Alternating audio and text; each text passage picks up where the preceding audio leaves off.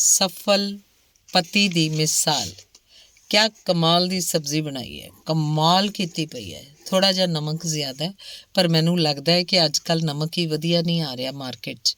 ਐਤਕੀ ਜਦ ਕੋਈ ਖਾਸ ਮਹਿਮਾਨ ਆਏ ਇਹੀ ਸਬਜ਼ੀ ਬਣਾਈ, ਬਸ ਥੋੜ੍ਹੀ ਜਿਹੀ ਕਰਾਰੀ ਕਰ ਲਈ। ਇੰਨੇ ਫਾਲਤੂ ਲਸਣ ਅਦਰਕ ਪਾਉਣ ਦੀ ਲੋੜ ਨਹੀਂ। ਮਹਿਮਾਨਾਂ ਨੇ ਕਿਹੜਾ ਬਿੱਲ ਦੇ ਕੇ ਜਾਣਾ ਹੁੰਦਾ ਹੈ। ਤੜਕਾ ਤਾਂ ਸਿਰਾ ਹੀ ਹੈ, ਪਰ ਲੱਗਦਾ ਕੜਾਹੀ ਦਾ ਤਲਾ ਬੇਕਾਰ ਹੈ। ਜ਼ਰਾ ਸੜਨ ਦੀ ਸਮੈਲ ਆ ਰਹੀ ਹੈ। ਅਗਲੀ ਵਾਰੀ ਬਾਜ਼ਾਰ ਗਏ ਤਾਂ ਕੜਾਹੀ ਨਵੀਂ ਲੈ ਆਵਾਂਗੇ। ਇਹ ਤੂੰ ਬੜਾ ਹੀ ਵਧੀਆ ਕੀਤਾ ਜਿਹੜਾ ਆਲੂ ਚੰਗੀ ਤਰ੍ਹਾਂ ਛਿੱਲੇ ਨਹੀਂ। ਪੜ੍ਹਿਆ ਸੀ ਮੈਂ ਕਿਧਰੇ ਨੈੱਟ 'ਤੇ ਵੀ ਆਲੂ ਦੇ ਛਿਲਕੇ ਵਿੱਚ ਹੀ ਸਾਰੇ ਵਿਟਾਮਿਨ ਹੁੰਦੇ ਆ। ਐਂ ਕਰ, ਆ ਬਾਕੀ ਦੀ ਸਬਜ਼ੀ ਚੱਕ ਕੇ ਫਰਿੱਜ 'ਚ ਰੱਖ ਦੇ। 2 ਕੁ ਦਿਨਾਂ ਨੂੰ ਜਦੋਂ ਤੜਕਾ ਅਤੇ ਸਬਜ਼ੀ ਘੁਲ ਮਿਲ ਗਏ ਫਿਰ ਹੋਰ ਵੀ ਸਵਾਦ ਲੱਗੇਗੀ। ਇਹੋ ਜਿਹੀ ਸਬਜ਼ੀ ਕਿਹੜਾ ਰੋਜ਼ ਬਣਦੀ ਹੈ, ਭਾਵੇਂ ਸਾਂਭ ਕੇ ਹੀ ਰੱਖ ਲੈ।